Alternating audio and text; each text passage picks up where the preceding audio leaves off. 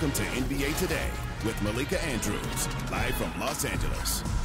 Coming up on NBA Today, free agency. It is now only 2 days away, and the Lakers, they have some looming decisions to make on some key players. So what should their priorities be here?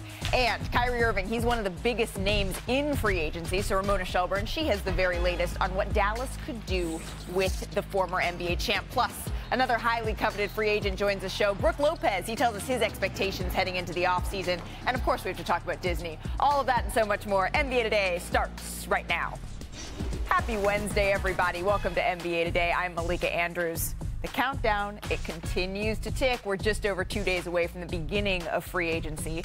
And our clock, it continues to show just how close we are to 6 o'clock Eastern on Friday. Teams around the league, though, they're starting to lay out their plans, and that includes the Los Angeles Lakers. General Manager Rob Pelinka, he spoke about the team's plans on Tuesday at their rookie introductory press conference. So we want to try our hardest to keep this core of guys together and also improve around the edges and on the margins to not only get back to where we were last year, but hopefully take the next step and get into the NBA Finals. There's a lot of parity in the league right now, and everyone smells an opportunity to chase a championship, but we're going to try our best to stay in that pack or at the head of that pack. All right, Ramona Shelburne, Tim Legler, Kendrick Perkins here with us. So, Perk, I want to start with you here. Given everything that Rob just said, what should the Lakers' #1 priority be for this offseason? Exactly everything that Rob just said, like keeping that core group together, and that's getting back Austin Reeves and Rui Hachimura and the player development. I believe watching the Denver Nuggets and the Miami Heat in the NBA Finals this year put everybody on notice about their player development and having some type of stability, right? So you have LeBron James there. I know he's aging, but you still have Anthony Davis that is in his prime. You don't break up that core group that made a great run the second part of the season to get into the postseason, to get to the Western Conference Finals and break it up and say, I'm going to go get another superstar, and all of a sudden you rebuild it. You want to continue to be in the thick of things and also build for the future. When we're talking about that core, some of those key free agents, that means we're talking about Austin Reeves, we're talking about Rui Hachimura, D'Angelo Russell, Lonnie Walker, Dennis Schroeder. So I do want to bring Bobby Marks into this conversation because it's nice, it's lofty to talk about. We need to bring back all of this core, Bobby Marks, but how aggressive can the Lakers actually be here this summer? Yeah, we're showing right now the Lakers with a projected $14 million in cap space, and that really doesn't get you much. When you look at Rui Hachimura's got an $18 million cap hold, and then Austin Reeves has a $2 million cap hold. And what it would cost you to create that room, it would cost you D'Angelo Russell. You would have to renounce his rights. It would cost you not picking up Malik Beasley's option, waiving Mo Bamba, waiving Shaquille Harrison. So I think for the Lakers, when you look at it, it's for them to act as a team over the salary cap. Okay. So you can bring back a player like D'Angelo Russell here and slide him in. You can go out and use your $12.4 million non-tax mid-level exception. You can bring back Lonnie Walker. You can bring back Dennis Schroeder here. So I'm expecting the Lakers to bypass cap space and act as a team and bring this group back. So, Ramona, what do you think is their priority? What are you hearing? Well, the two restricted free agents are really the priority here, okay? And the restricted free agents are Rui Hachimura and Austin Reeves. Those are the guys that I think there's a huge market for in terms of what they showed in the playoffs. And then the unrestricted free agent, D'Angelo Russell and Dennis Schroeder, those are like, that will be very interesting to see how that market for those guys develops. Dennis Schroeder, I think, will have a market around this league. He was one of the best values. But D'Angelo Russell made a lot of money last year and is looking for a big contract here. The question is, how strong is his market outside of Los Angeles? They can obviously pay him the most. It was very effective for them in certain situations, not so much in that series against the Denver Nuggets. But there is interest in bringing him back, as Bobby mentioned. The question is, how much do they spend on D'Angelo Russell in bringing him back? Is this a long-term deal, a short-term deal with some optionality? And that's going to be interesting to watch play out because the Lakers' priority is really just to see what happens with their restricted free agents, whom they can match on any offer. I think right now that they're very prudent in moving forward with what they have. I completely agree because this is a team that is much closer than even they thought they were about 8-9 weeks ago, right? They make this run in the postseason. I know they took advantage of some certain situations, and they ended up running into a buzzsaw. They ran into the best player in the NBA and a team that had great cohesion, and they lose to the Denver Nuggets. But the Los Angeles Lakers are in the mix in the Western Conference because there's a lot of teams out west that have a lot to figure out. Now, some teams are getting guys back from injuries. Some teams are putting together additional stars and trying to see if that works. Some teams are trying to figure out if they can retain their stars and what the rest of their rotation looks like. So when you look at the West, the one known commodity is the Denver Nuggets. Beyond that, I think the second most completely known commodity is the Lakers, because they're a better team as we sit here today, certainly, than they were at the start of the playoffs. And I think they feel like it's going to take some luck, obviously, to catch Denver, but they feel like they've closed a lot of that gap, and they're right there, rather than risk a lot and go out there and bring in a guy that may or may not fit in. I think it's pretty smart to try to get these guys re-signed and roll forward with what you had. Yeah, they do have, as Rob Pelinka mentions, at the margins, right? Improve on the margins. Yeah. They can improve at the backup center position. They can solidify their point guard rotation. But is that a big swing? Everything that they are saying publicly suggests that it is not. So I think that's where you look for them to upgrade, is the backup center position or in the point guard. Especially keeping in mind the big swing they made with Russell Westbrook, how it didn't necessarily pan out for them. And then what did was, like you said, making those little adjustments to sort of fit around the margins. And, of course, they made it to the Western Conference Finals last season. They're looking to get back into contention. That's what we just heard Rob Pelinka say. Meanwhile, the Dallas Mavericks, they didn't even make it into the play-in tournament here. And one of the biggest question marks for them is Kyrie Irving. He opted out of his player option. The Mavericks were 8-20 with Kyrie in the lineup. Of course, that's not the entire picture because Luka was also in and out. They were dealing with a whole bunch of injuries there. But Ramona, one of the big discussions is whether or not he is going to get a max contract next season. So what are his expectations? Well, how do you get a max contract? You create leverage. And from what I'm told with sources close to this situation, he intends to take meetings when free agency opens. Now, they have widely held expectations that he returns to Dallas. But what that contract looks like and what happens with these meetings that he intends to take when free agency opens is going to be very interesting. Now, what's important to Kyrie Irving? From what I'm told, he wants to find a place where he can spend the rest of his career, a place that feels like home. And that's an interesting thing for a guy like Kyrie, who's approaching a free agency where it's not really a lock for him to get that 5-year max that the Dallas Mavericks are in position to give him. So just to be very clear, he is looking whether or not this next stop is Dallas, him staying in Dallas, or the next stop is somewhere else. He wants this to be it. This to be his last team in the end. Yeah, I mean, he's moved around quite a bit, and there's this sense that you want to be in a position that where you feel comfortable at going forward. Obviously, the last time he was in free agency with the Brooklyn Nets did not end well. Right. And so I think this free agency, taking these meetings is important to feel. And he didn't take meetings last time, just went right to Brooklyn. Yeah. And I think this is an important step in him feeling comfortable with where he spends the next few years of his career. Yep. Now, how much money can he get? If the Nets talk to him about a 3-year deal, the Mavericks are not allowed to talk to him about this yet until free agency begins. But is that 5-year deal, is that really an option there, considering his history? Okay. If he takes less than that, I think the sense, my understanding is that he would want to know why he would be taking less and what they would intend to do with that extra money. Right. Okay. So you just reported a couple of interesting things. That Kyrie Irving intends to take some meetings here, that he wants his next place, his next stop to be his last stop, whether that's staying in Dallas or wherever he goes next. And if he does not take that max that he is owed, and Dallas can pay him the most money here, he would want to know where that is going, presumably to help build up the team around him to get back in contention. So, of course, we talk about money. We need to bring Bobby Marks back into the conversation. Bobby, what do you see Dallas doing here with Kyrie Irving? Yeah, right now he's eligible for a 5-year, $276 max contract. I think, Malika, if I'm Dallas, I'm looking for him to lower that 47.5 number right around $38 million. That's where I would target for Kyrie Irving. And when we slide him in here, that allows Dallas all of a sudden to use their 12.4 non-tax mid-level exception. Now you're asking, who is out there to do that? Here's the problem. Certainly a player like Matisse Thybulle would fit in perfectly, right? $12 million. He's a restricted free agent. The likelihood a team like Portland could match. Maybe Jalen McDaniels from the 76ers, Cam Reddish. I don't think Dillon Brooks would fit in there. Certainly Cam Johnson, Kyle Kuzma is a little bit out of your price range here. But if you're Dallas, The target number for Kyrie Irving is $38 million. Then the next question, how long are you willing to commit as far as a length of a new contract? $38 million. All right, got it. So I do want to bring Tim Legler, Kendrick Perkins back into this discussion here because we just had so much that was laid out for us from Ramona, from Bobby's reporting. So, Legs, I ask you, what do you like? What should the Mavericks do here?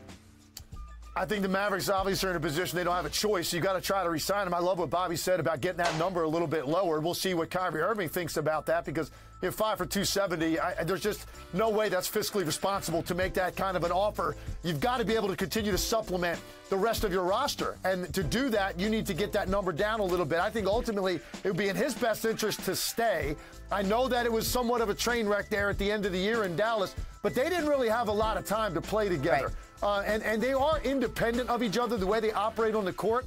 But let's at least see what it looks like over an extended period of time to find out what two great offensive players can accomplish together. We didn't really see it last year. Right. But look, if you lose him, think about that. If he walks away, you basically now gave up Dorian Finney-Smith, Spencer Dinwiddie, and you've got nothing to show for it, and you are nowhere near good enough or talented enough at the top of your roster to compete with Denver, the Lakers, the Suns, the Warriors. You just don't have enough to play with those teams. And to be honest with you, I don't believe that the Dallas Mavericks have any leverage to make Kyrie Irving take less. Think about it for a second. They the ones that dropped the ball when it came to losing Jalen Brunson to the New York Knicks. Kyrie Irving wasn't to blame for the failed season that they had last season. He done his part when he was in a Mavs uniform. You cannot lose a caliber player like Kyrie Irving if you're the Dallas Mavericks. So I don't know how they could walk in the office and convince him to take less when I think they have no choice but to pay him whatever he wants. Because listen, at the end of the day, you're looking at Luka Doncic, and the thing is, you want to make sure that at all times you have an all-star or superstar caliber player paired alongside of him. There's no other players, no other option right now out there for the Mavs to go and get but a Kyrie Irving. And he's still box office. So I don't know the leverage that the Mavs could have walking into a negotiation or into a meeting with Kyrie Irving, asking him to take less money. The fact of the matter is, the clock is always ticking on a superstar. It doesn't need to be imminent. It doesn't need to be pressure. But when you have a talent like Luka Doncic, you have to show him that you are still in contention to win, that you are moving towards winning, because we know that that is the most important thing. And you're right, Perk. Maybe the leverage isn't there. But if Kyrie Irving is saying that he is okay potentially with taking that less money, if you can show me the ways that we can win, if you can show me the ways that we're going to fill out that roster, that's something that's really interesting, Ramona. I think we should all be keeping an eye on that as we approach free agency on Friday. All right, guys, we got a lot to get to in this show, including Kyrie Irving's former teammate, James Harden. Could his future in Philadelphia be coming to an end? What's happening there? We have the latest on the star guard heading into free agency. Plus, the four-time champs, they have some big decisions to make on Draymond Green's future in the Bay Area. And are they still contenders if he decides to leave? And fresh after earning this year's Community Assist Award, one of the most versatile centers in the league, he joins the show, Brook Lopez. He's here to talk about his free agency. Don't miss that. NBA Today is just getting started, baby. Welcome back to NBA Today. Welcome back to NBA Today. As we continue to set the table for free agency, we are joined by our senior NBA insider, Adrian Wojnarowski. And Woj, one of the biggest questions still in this offseason is James Harden. So what's the latest on Harden and Philadelphia here?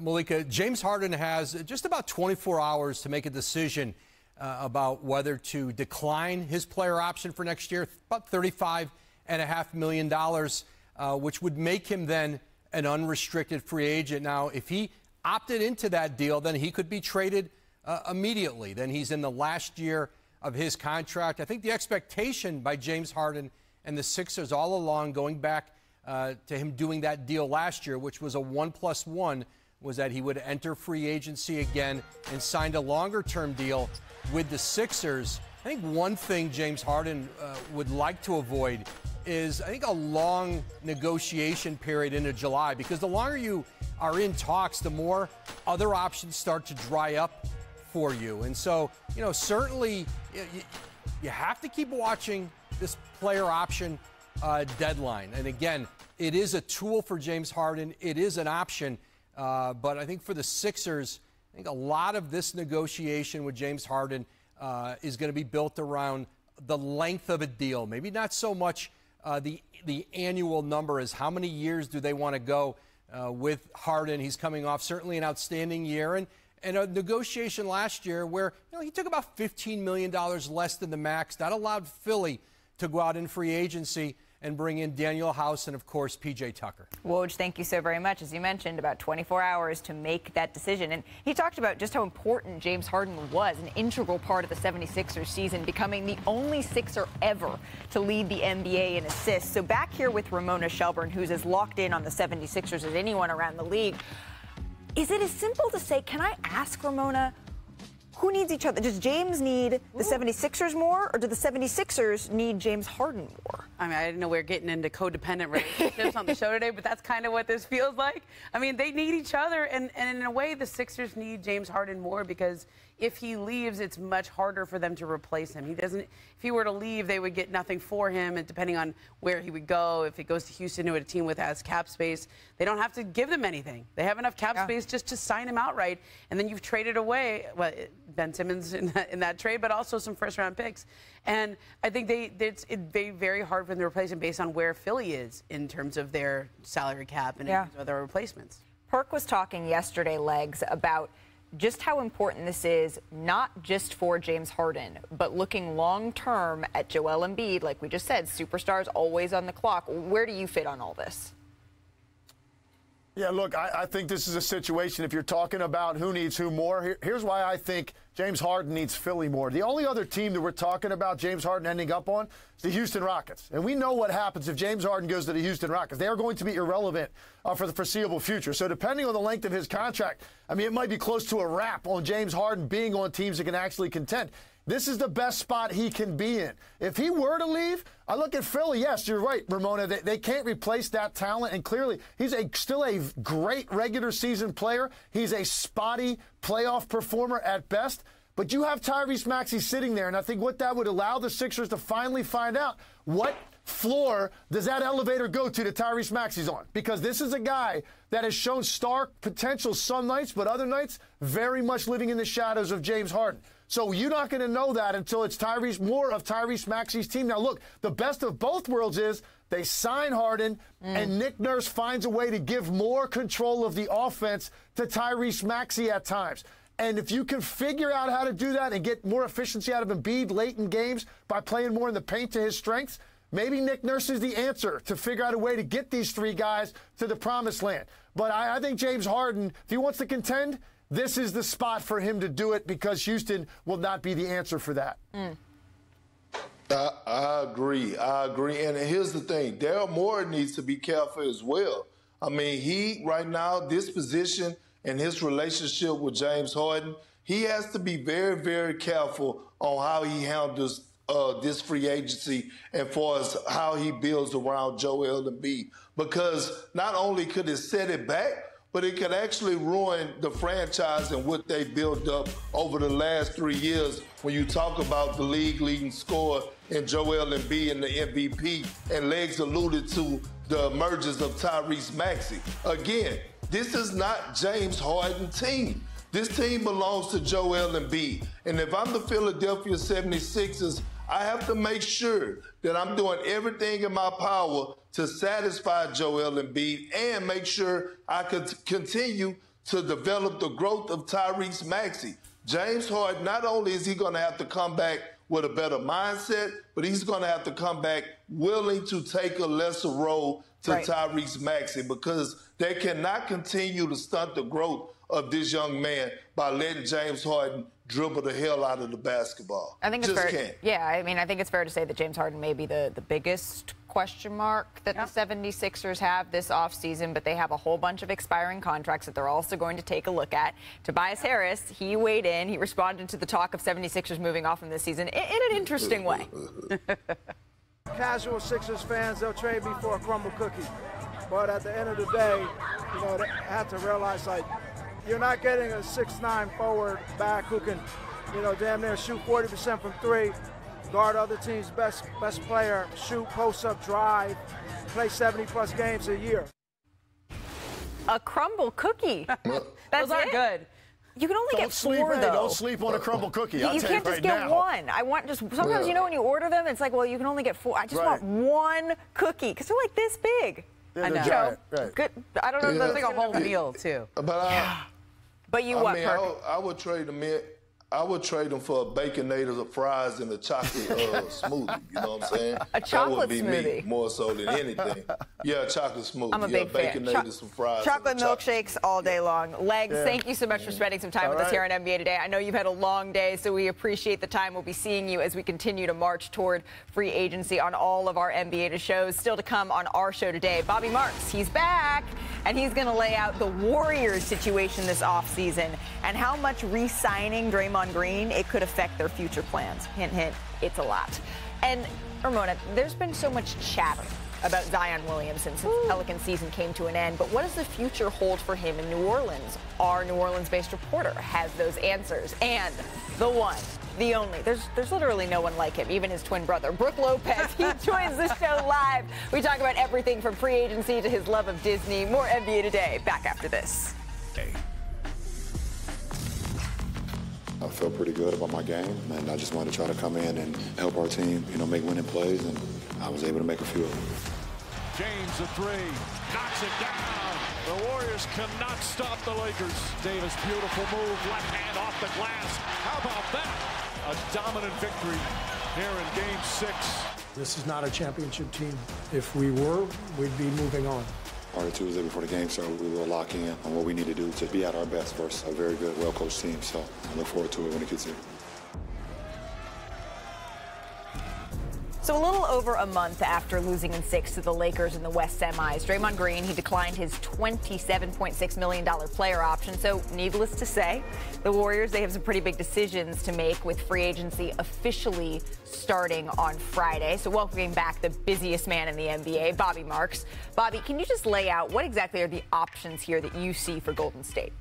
Yeah, right now Golden State is still a projected luxury tax team, even with Draymond Green off the roster. The Chris Paul, Jordan Poole is more about next year and the years after. And this is where they are. $57 million penalty. When we add Draymond Green in there at $33 million, I'm going to do a little perk right now. I'm going to go bam, right? Look at that number right there, 245. That's where it jumps to. So it's almost like a $200 million commitment if you re-sign Draymond Green to that $33 million salary, $245 million in luxury tax penalty. But Malika, if you don't bring him back, all you have is the veteran minimum exception to replace him. So here's a player that has the ultimate leverage right now. Very interesting, Bobby. You said perk. Let's bring him back into the conversation like this. Bam! Oh, that was good timing there. What impact, Perk, do you see Draymond's re-signing having with the Warriors? Well, let me give you a bam real quick. Here we go. So let me put on my GM hat for a second, right? Just hypothetically thinking. I've been thinking, right? If Draymond Green, we talk about what he brings to the table, his leadership, his tenacity, the defensive side of things, and facilitating, right? And so I look at a team that just traded their heart and soul in Marcus Smart, an aggressive GM in Brad Stevens. And just what if the Boston Celtics could package up a sign and trade for Draymond Green? You just got Kristaps Porzingis, who's really like a stretch 5, loves to stretch the floor. Been looking for a facilitator to orchestrate the Jays, Jaylen Brown and Jason Tatum. Draymond Green has shown people that he could do that. You look for a guy that could take leadership and be an extension of Joe Mazzulla. Now, I'm just putting it out there as me as the GM. I don't think he's going to lead the Warriors because, again, he's the second most important player to that organization outside of Steph. But if I'm Brad Stevens, I might just think about that for a second. You have some pieces there that make the right salary for us. Derek White, Al Horford, Robert Williams. Don't know what you could do with Grant Williams, but, I mean, Draymond Green to the Celtics, I mean, who would frown upon that? Bobby, can that work? I love you, Perk, but you can't do it because of the hard cap. You can't acquire a player in a sign and trade and exceed the hard cap. You already got the Kristaps Porzingis trade. You've got Jaylen Brown, Jason Tatum.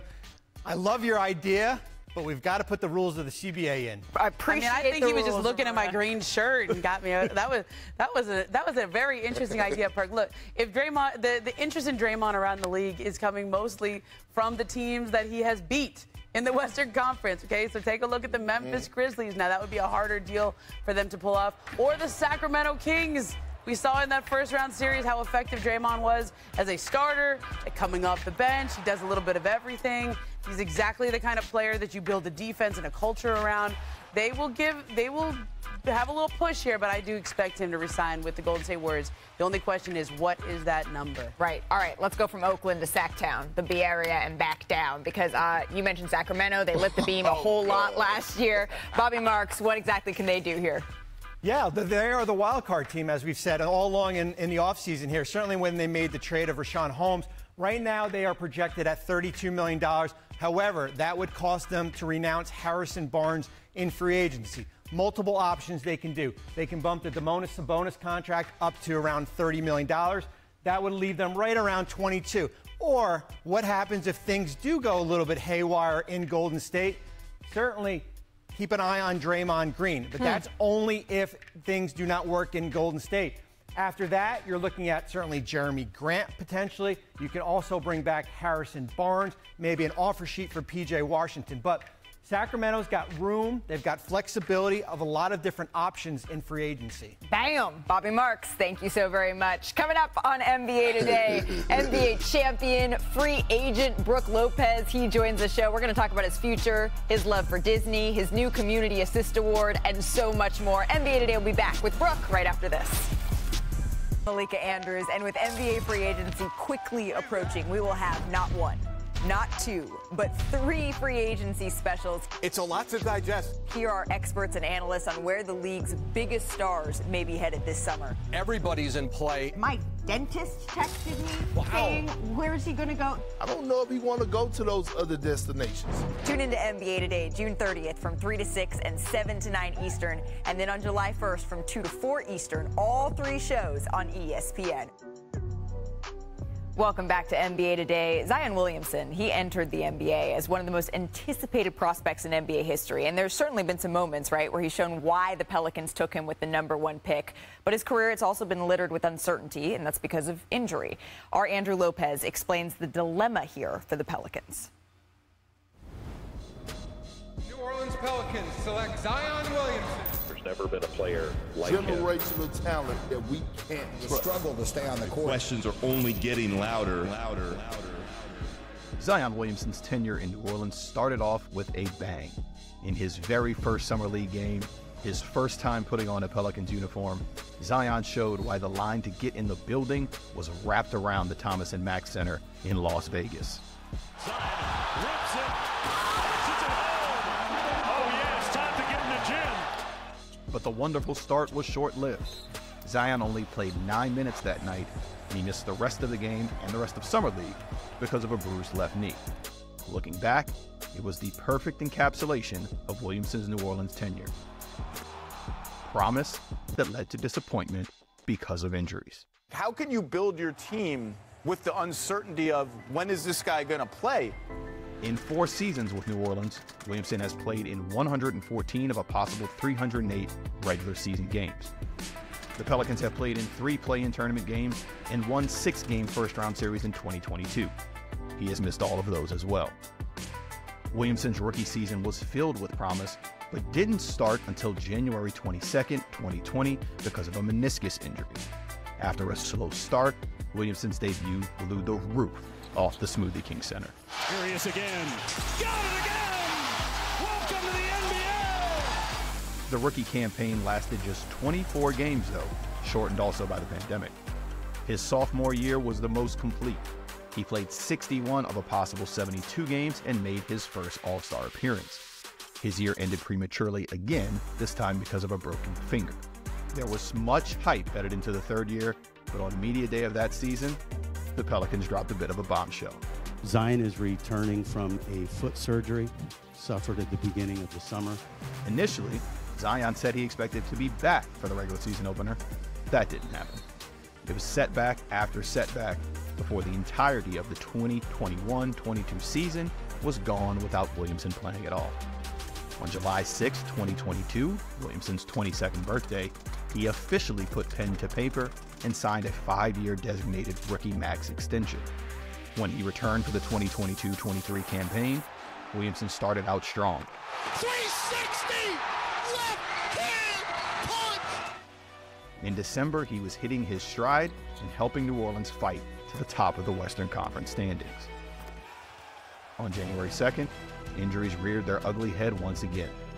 Williamson hurt his right hamstring against the Philadelphia 76ers and was initially only supposed to be out for a couple of weeks. A month later, he re-injured the hamstring again and never suited back up.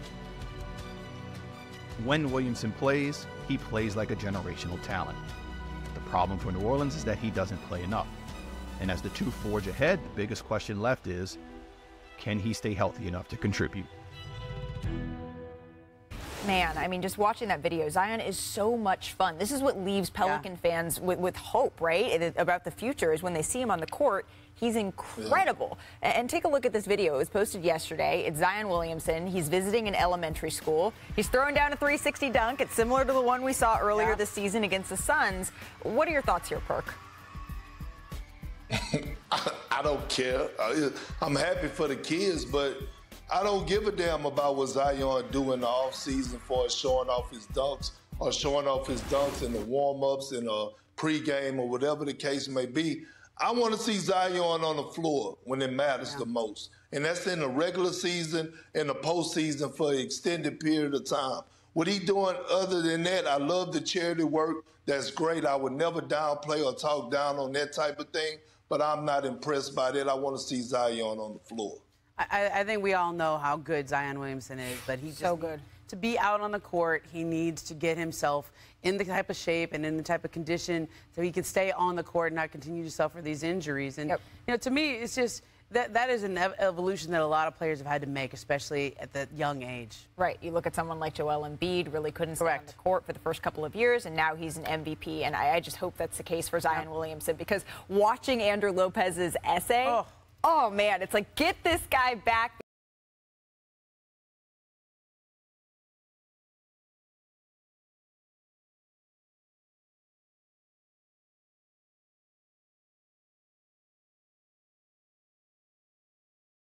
Because he is awesome when he plays. You know who else is awesome? Brooke Lopez. He is standing by, about to join us here on NBA Today. Should we say our favorite Lopez brother? No, Robin, we're not going to do that for you. I like that. On the other side of the break, Robin Lopez. No, Brooke Lopez. He joins the show.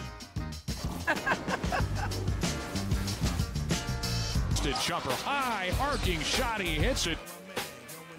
Gets close and dunks it through. Is it a stretch to say that Brooke Lopez is the most improved defensive player in the history of this game? It is not. An award tour NBA champion with the Milwaukee Bucks, Brooke Lopez. He joins us now. Brooke, thank you so much for spending some time with us here on NBA Today. Thank you for having me. I'm happy to be here. Of course. Well, you're coming fresh off winning the Bob Lanier Community Assist Award for the work that you have done in Milwaukee public schools. Why was this, public education, the area that you wanted to focus in on? You know, it's just because I've benefited so much from it. You know, my mother and her mother and father really instilled a great love of reading in me and myself and my brothers. And we just wanted to share that. You know, it's helped us so much, benefited us so much. And we just love reading, have so much fun reading. We wanted to help share and spread that love. Well, usually you join the show from your library, so we appreciate you showing off the blue chair today. And congratulations again on your work on that award. But Brooke, you are also one of the most coveted free agents as we enter 2023 free agency. Where do you want to play next season? Man, you know, actually, I was thinking Montreal, but they don't even have a baseball team anymore, so that might not work. And my choice really would be Seattle, honestly. And My fear, though, they unfortunately went away. Obviously, the Supersonics went away the year I was drafted.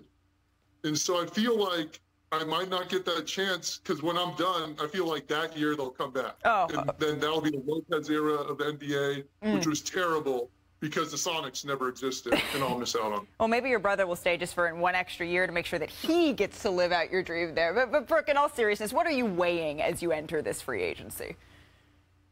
You know, obviously, I love to win, so that's important to me. I just want to be somewhere where I can win games, help teams win games, help players grow, help teams, and be a great teammate. That's what I'm all about, and I love playing basketball. You know, I feel like I have a lot left to give. I'm not anywhere near my end, so I just want to help players get better, help teams win.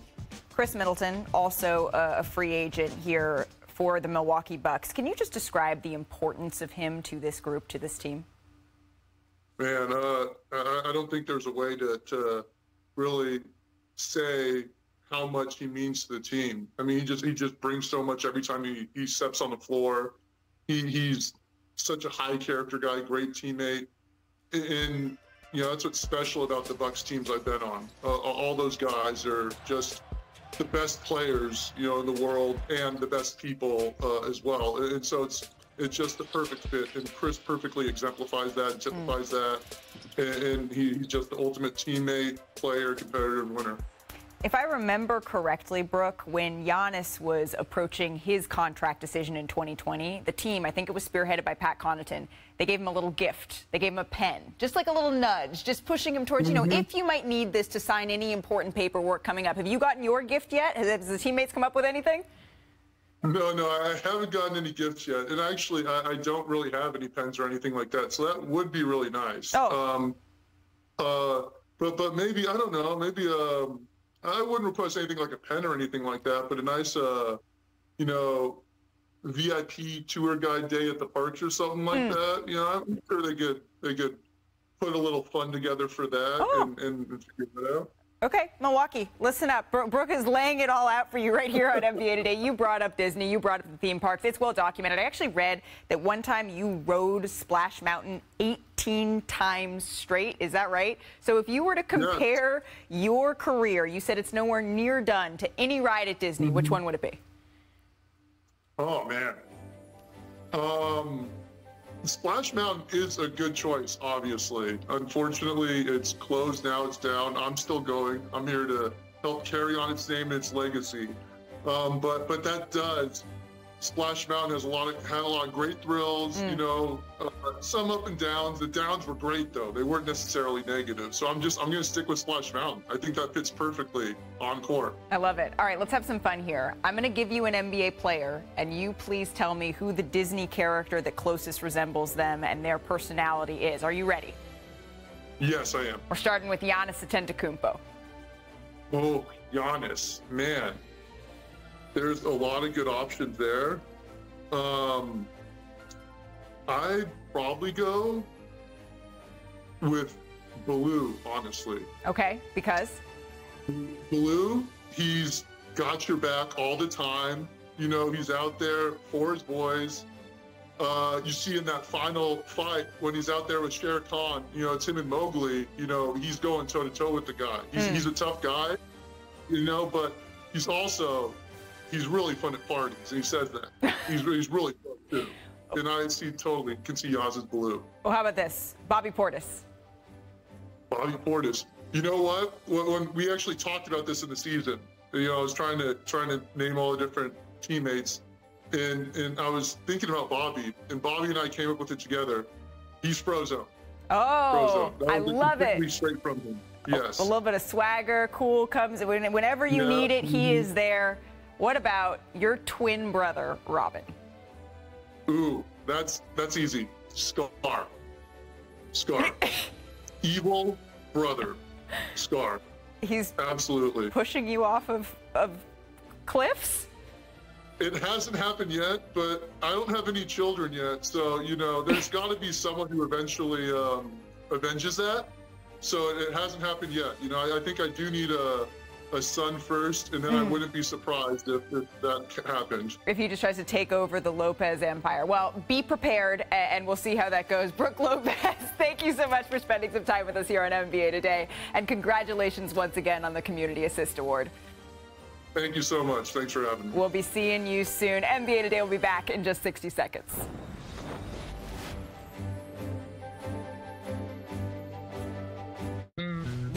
Whopper, build your Whopper. Barbecue, bacon, more cheese, no shocker. However you like to top your Whopper, you know what we'll say. At BK, have it your way. That crisp, only Gold Peak taste. Brewed using high-quality tea leaves, picked for peak taste, makes every sip hit different. It's got to be gold. What do you guys think came first, the chicken or the baby back rib? Baby back ribs. Chicken tenders all the way. Baby back ribs. Chicken tenders. Baby back ribs. Chicken tenders. Baby Chicken. back Chicken. ribs. Chicken. Baby back. Chicken tenders. I'm gonna go get some pie. Gold Peak's unmistakable taste is no mistake. We brew our tea leaves once, just for you.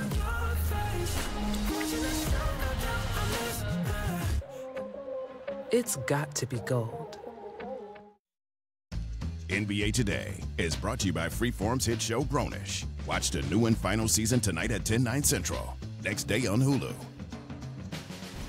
Huge free agency weekend, huge weekend for the W. Saturday on ABC, Asia Wilson, the Aces, host the Sun at 3 o'clock Eastern. Coverage tips with WNBA Countdown at 2:30 Eastern. And then we got 4 games on Sunday, including our featured matchup, the Mystics in Dallas taking on the Wings. Coverage begins at 3 o'clock Eastern.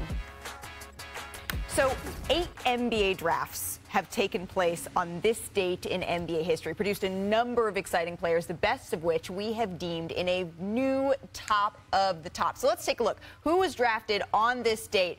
Oh, it was Kevin Garnett. The big ticket. KG, drafted 5th overall, 1995. What, Straight out of high 15-time school. All-Star? Champion? Farragut Academy. Perk, what else is there to say? MVP? Everything. MVP, Defensive Player of the Year, All-Star, MVP, you name it. One of the best power forwards to ever play the damn game of basketball. My brother. Oh, and then there's Jamal Crawford, 8th overall in 2008. 3-time Sixth Man of the Year. Also starred in a commercial with Michael Jordan. People don't remember that. Oldest player with a 50-point game. I don't feel like... I think he can still do that. I still think he can play. Some of the best handles the league has ever seen right here. And then the newest member of the Golden State Warriors, Chris Paul, went 4th overall in 2005, won Rookie of the Year, 4-time All-NBA first-team selection, 12-time All-Star. But Perk, he told us the other day on NBA Today, the only thing evading him, a championship, and that's what he's hoping to get in Golden State. I'm getting dizzy watching those highlights. Absolutely, but one of the best PGs to ever touch the floor. And then there is Kevin Durant, 2nd overall in 2007, MVP. Your former teammate, Perk. Yeah, absolutely. One of the best scorers, if not the best scorer to ever touch the basketball. And right now, Portland is still regretting that to this day. Can we see that Supersonics jersey again? Well, just Brooks watching just for that. Then we got Anthony Davis. He went number 1 overall in 2012. He's made All-NBA first team, 4 times? Led the league in blocks in 3 different seasons. An 8-time All-Star. The hype for him, I think people forget just how high that was coming into the league. And, of course, culminating in that championship in 2020, Perk. Another one of my teammates. That's 3 of my teammates that I shared the floor with. You know what? AD, It KD, must be you. and KG. It really must be you. Before we go, our Adrian Wojnarowski, he just reported that the Chicago Bulls center Nikola Vucevic is finalizing a 3-year, $60 million contract extension. Ramona, your thoughts? Well, you know, you do an extension like that because you know what the market is outside, and I think that's a good signing for the Bulls to lock him up, but that's a team-friendly contract, not all that long-term. Perk, when's your flight out here? Oh, tomorrow morning. Tomorrow morning, so 6 o'clock sharp. We're going to be seeing Perk in studio as we continue to count down 2 free agents. Just warn me when you're going to do a BAM and stuff. Yeah. Warn me. I gotta my people at Bush Intercontinental, I'm on my way. That's going to do it before for 9 us a.m. here on NBA Today. NFL Live is coming up next. We will see you right here tomorrow.